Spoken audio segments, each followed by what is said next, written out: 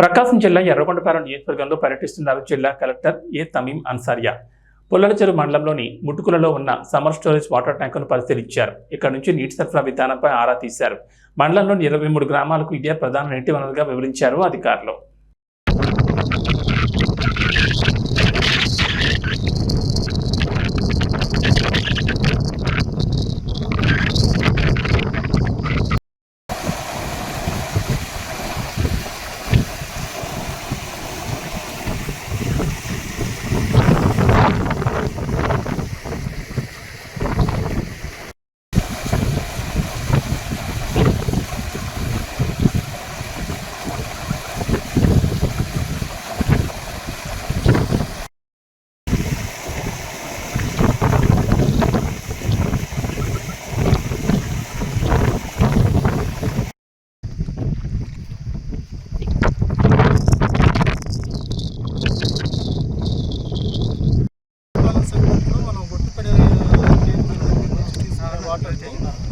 వైపాలం మీదుగా మాచల్ల రోడ్లో ఈ 195 నుంచి ఈ టైలెండ్కి వచ్చేటట్టుగా